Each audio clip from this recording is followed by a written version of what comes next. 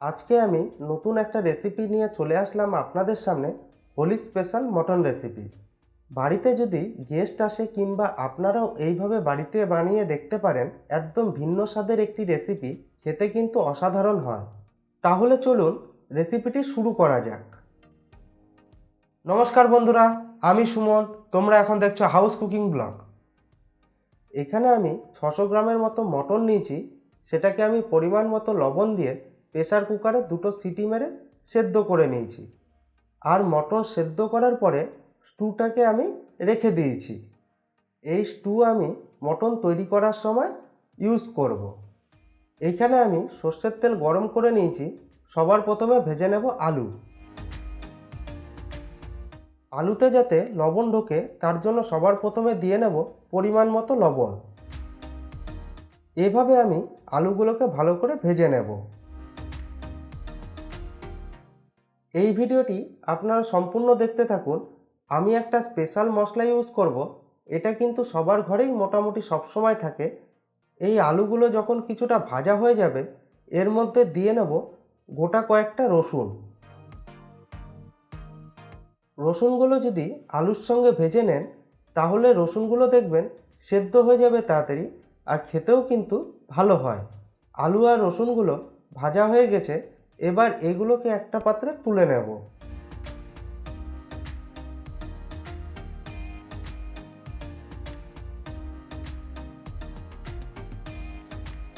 এবার এই তেলের মধ্যে ফোড়ন দিয়ে নেব। তার জন্য এখানে নিয়েছি কিছুটা গোটা জিরে, শুকনো লঙ্কা আর তেজপাতা। এর সঙ্গে নিয়েছি এখানে একটা স্টার আনিস, এলাচ, দারচিনি আর কিছুটা লং। এগুলোকে ততক্ষণ ভাজতে থাকবো যতক্ষণ না দেখব এর থেকে একটা সুন্দর গন্ধ বেরিয়ে আসছে। এবার এর মধ্যে দিয়ে নেব কিছুটা কুচি করা পেঁয়াজ। আমি এখানে 300 গ্রামের মতো পেঁয়াজকে কুচি করে নিয়েছি। পেঁয়াজটাকে আমি ততক্ষণ ভাজবো যতক্ষণ না দেখব হালকা গোল্ডেন ব্রাউন কালার হয়ে আসছে। পেঁয়াজটা যখন দেখব এরকম গোল্ডেন ব্রাউন কালার হয়ে এসছে, তখন এর মধ্যে দিয়ে নেব 2 চামচ রসুন বাটা,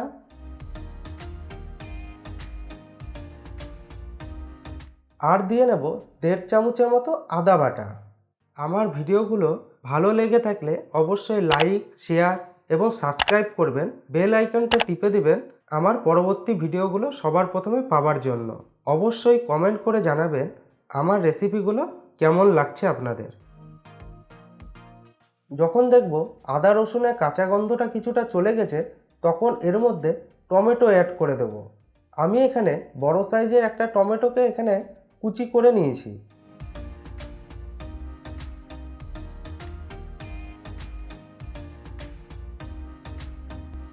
এখানে যেহেতু আমি 2-3 বার করে লবণ ইউজ করছি, আপনারা কিন্তু আপনাদের পরিমাণ মতো লবণ ইউজ করবেন। টমেটো আর পেঁয়াজটা যাতে ভালোভাবে গলে যায় তার জন্য আমি এখানে পরিমাণ মতো লবণ দিয়ে নেব।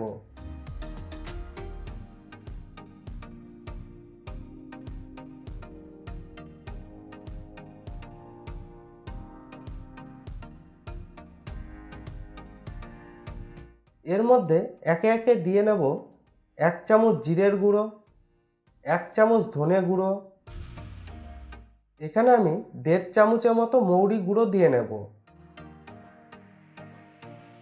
এখানে আমি কিছুটা কাঁচা পাকা লঙ্কা মিশিয়ে পেস্ট করে রেখেছিলাম, সেটা দিয়ে নেব। 1 চামচ হলুদ দিয়ে নেব, 1 চামচ কাশ্মীরি লাল লঙ্কার গুঁড়ো দিয়ে নেব। আমি যে মটনের স্টুটা রেখেছিলাম কিছুটা দিয়ে নেব যাতে মশলাটা না জ্বলে যায়। আপনাদের যে বলেছিলাম আমি এখানে স্পেশাল একটা মশলা ইউজ করব, সেটা হচ্ছে মৌরি গুঁড়ো। এই মৌরি গুঁড়ো দিলে দেখবেন টোটাল মটনের টেস্টটাই চেঞ্জ হয়ে গেছে। আমার ভিডিওটি যারা দেখছেন তারা কমেন্ট করে জানাবেন কারা কারা আজ পর্যন্ত মৌরির গুঁড়ো দিয়ে মটন রেসিপি তৈরি করেছেন। এখন আমি মটনের চর্বি কিছুটা রেখে দিয়েছিলাম, সেটা দিয়ে নেব। আমি মশলাটা ততক্ষণ কষাতে থাকব যতক্ষণ না এর মধ্যে থেকে তেল ছেড়ে আসছে।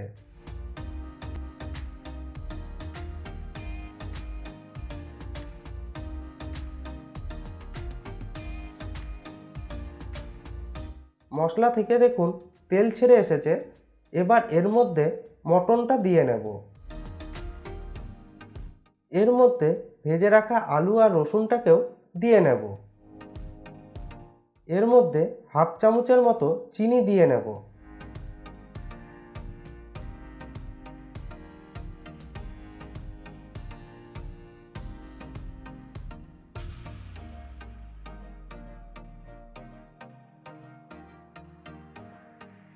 এর মধ্যে 50 গ্রামের মতো টক দইকে আমি ফেটিয়ে রেখেছিলাম, সেটা দিয়ে নেব।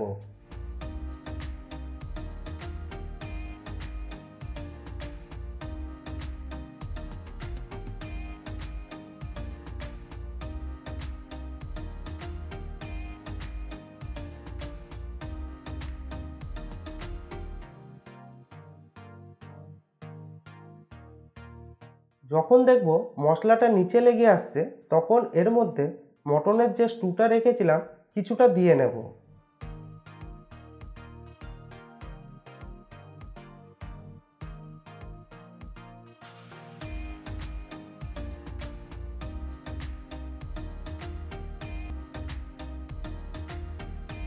এবার এটাকে ঢাকা দিয়ে মোটামুটি 5 থেকে 7 মিনিট ভালো করে কষিয়ে নেব মিডিয়াম হিটে। আর ঢাকা তুলে মাঝে মাঝে নেড়ে দেব যাতে নিচে না লেগে যায়।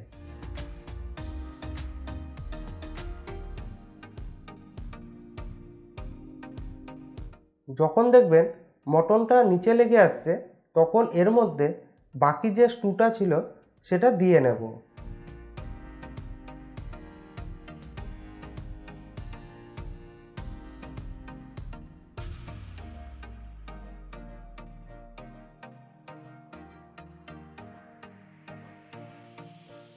যেহেতু আমি মটনটাকে প্রথমে সেদ্ধ করে রেখেছিলাম, তাই এবার এটাকে ঢাকা দিয়ে মোটামুটি 15 থেকে 20 মিনিটের মতো লো হিটে ফুটিয়ে নেব।